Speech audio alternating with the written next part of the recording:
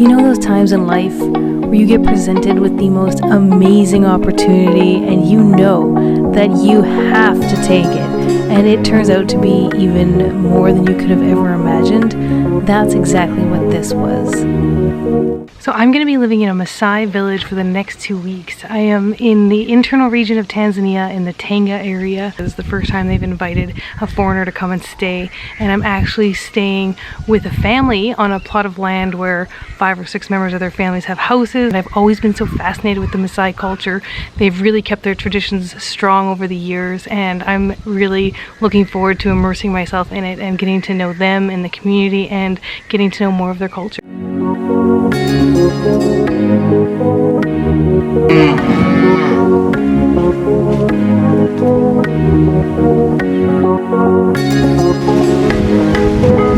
The cows are kept right in front of the houses, and as you can see, the pens are also made of local trees and branches that they go and collect from the forest and bring here. This one's really large, so it did take them a little while to build, they said. On this property there's about 6 houses and 5 of the different family members' families that live here.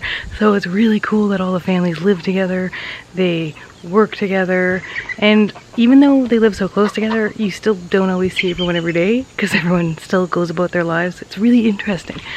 This behind me is one of the traditional houses. The houses are always built by the women, and they actually build it out of clay from underneath the soil and cow manure, and they just mix it together. One of the oldest houses on the property is 30 years old, and it was constructed like this.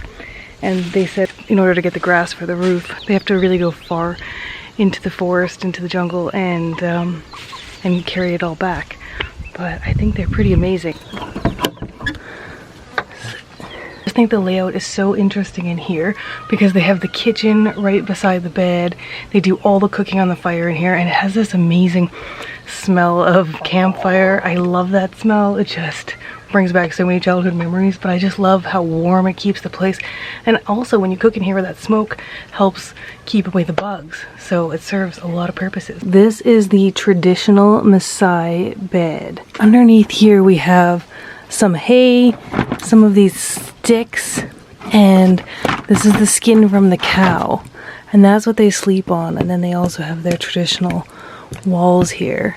Laying down on these beds is actually super comfortable. You'd think it would be hard, but not at all. Like, it's hard but comfortable hard. A typical morning consisted of me waking up to chase the goats back outside because they had broken in looking for the corn.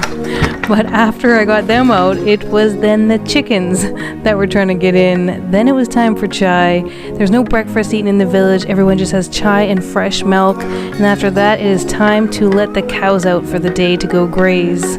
Today I was gifted with some traditional Maasai jewelry, and I feel so privileged that the women gave me the jewelry and wanted to dress me up and just really make me feel so welcome. They're amazing. And if you're wondering how they brush their teeth in a Maasai village, they actually use this piece of a plant, a twig from the plant called esojoy, and they cut off a piece and then they take the bark off the end and it frays a little bit, and they just brush. Twice a day they do it. You see them doing it in the morning and the night, and they all have beautiful teeth, so it works. It doesn't even taste like anything. It's very, very cool, and it's awesome that you can really use nature.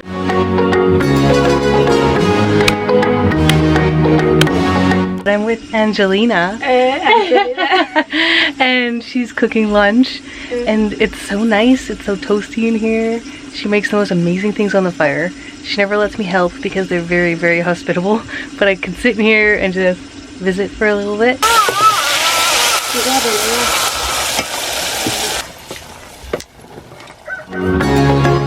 Sauce. Yeah.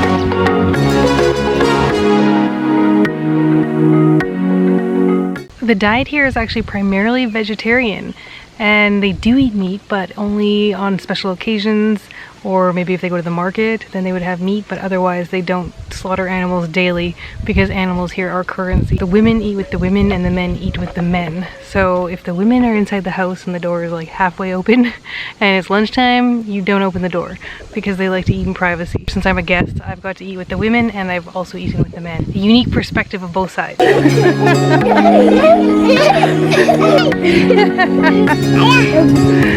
I've been dressed in traditional Maasai clothes.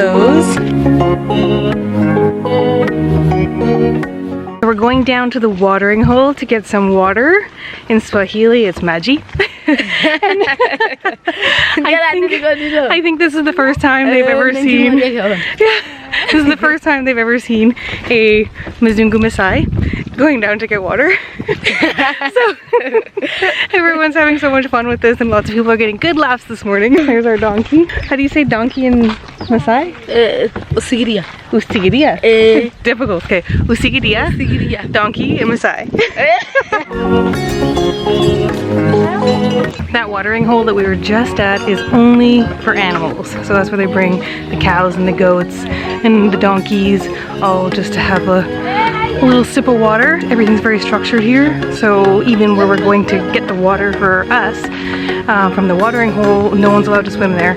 It's just for people to take water to use. People also drink that water. So yeah, they're just particular. They don't want anyone jumping in there.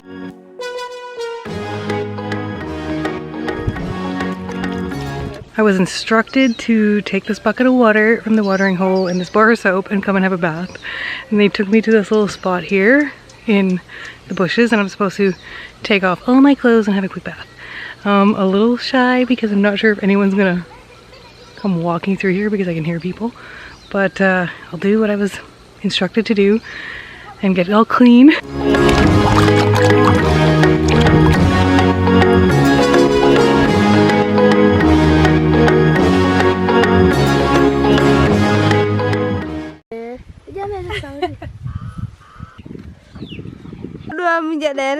Oh, you're doing it.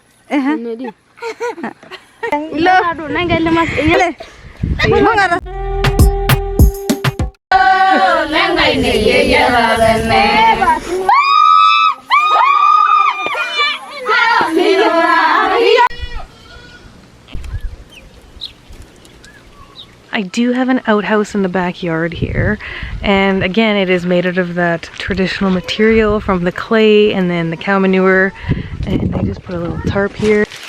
And there you go. And on one side is the toilet, the other side is the shower. The only problem is that the toilet is a little bit slanted. No, it's slanted this way. So it goes kind of like down like that. When I'm trying to pee, I just end up peeing on my feet just because of the slant, and then you're high up and, you know, girls. It's really difficult to aim as a female. But nobody here actually really uses outhouses. Everyone just goes out into the forest and finds a good little spot that's hidden in the trees and uses that as their outhouse. I have to say, I actually like that a lot more because I don't pee on my feet then, and I just feel like really free. I mean, doing your business in nature, like right there with Mother Nature. I totally love the shower because every evening the women heat up a bucket of water, and so you get this nice warm bucket of water. You take it into the shower here, throw a towel over the door so that you have some privacy. You use a glass just to pour some water over your head, and because it gets chilly at night, that warm water, it just feels like total luxury. The shower was just finished being built. So before it was finished, I was actually showering behind the back door of the house with a tarp on the ground underneath the stars, which was equally as amazing.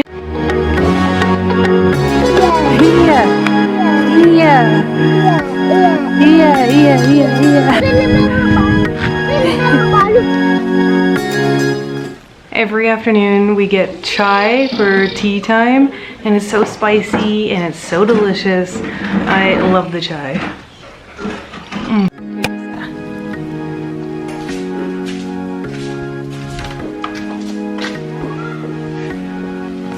Hey,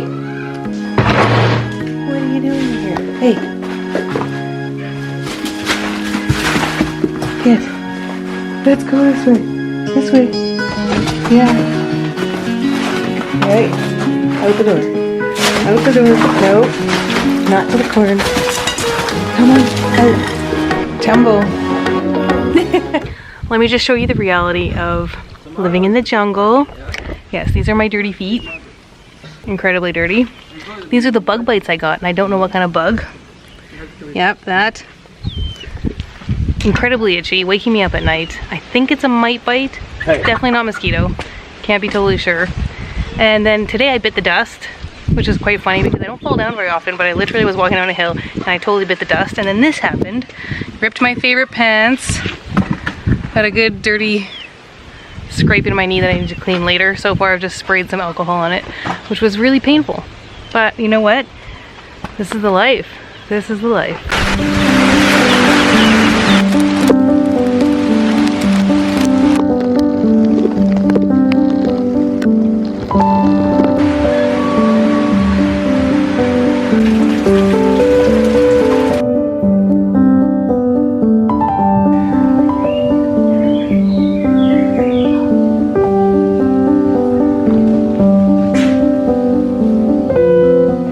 Inside the house last night there was like a swarm of these bugs everywhere, like a big thick cloud in the house in the middle of the night.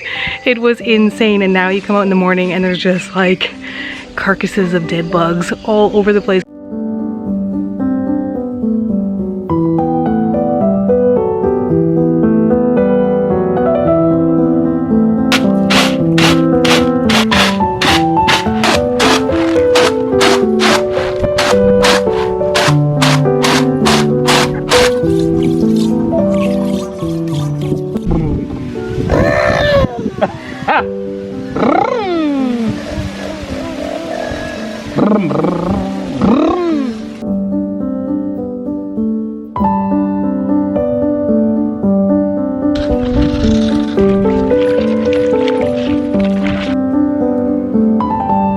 So we just picked up the laundry.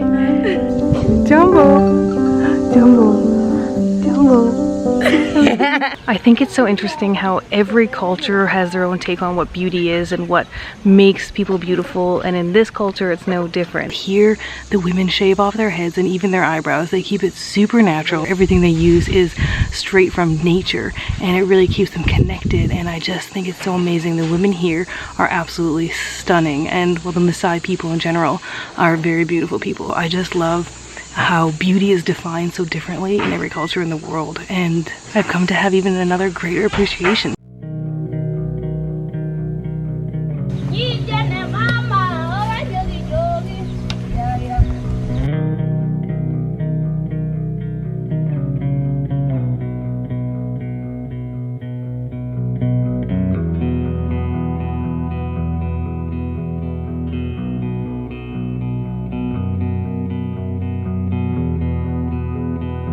I don't know if I can do it. Are you gonna put the milk in something? I don't know if I can do it. Nope. Nope. How do you do it? Nope. The cow's like, it's so funny. So here in the village, they do drink a lot of milk because they have a lot of cows, but they have the most amazing way of keeping it, and they put it in these beautiful containers that they make out of this tree called engote. And I don't know if I'm saying that right because that's in the Maasai language, but they put this beautiful beadwork on it, and I just think they're beautiful.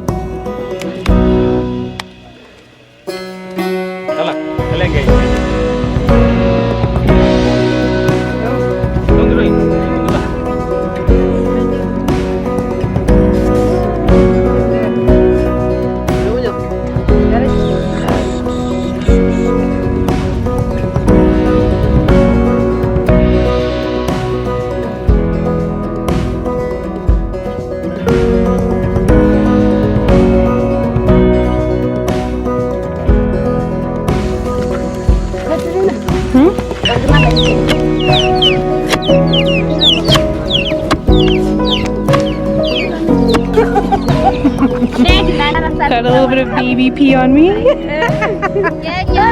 Little mess puppy. How do you say in Maasai? Ngulak? Mespa. Ngulak? Mespa? Mespa.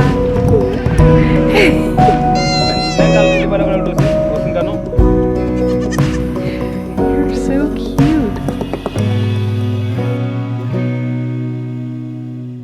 So I'm in a bujaji to make a rice. I wanted to do something extra nice for the family since I am leaving tomorrow. And they've been so amazing. And I did give for them in their hospitality, but I wanted to give something a little more. So I got them 100 kilos of rice because rice is a hot commodity there. They don't get enough and they have a big family. So this was my going away present for them.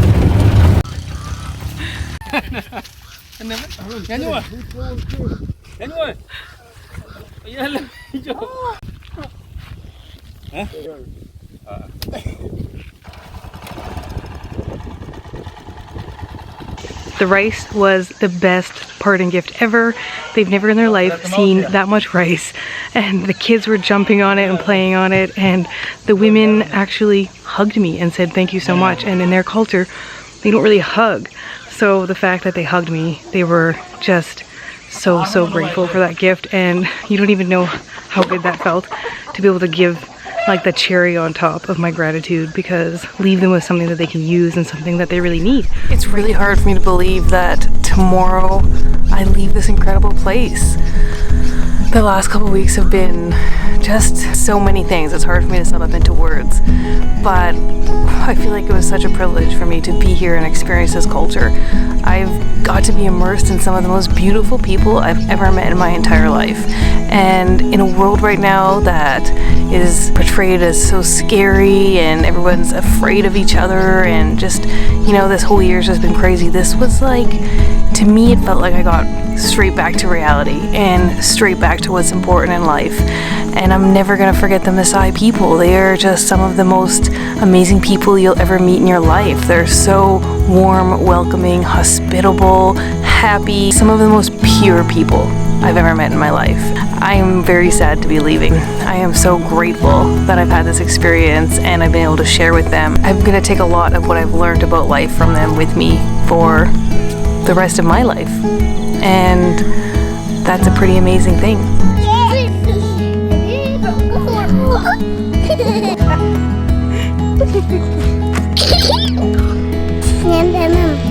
Bye.